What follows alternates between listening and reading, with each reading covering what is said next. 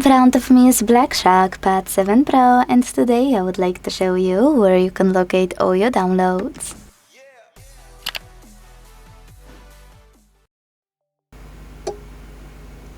First of all, you need to find an app called Files that's already on your device, which is this one.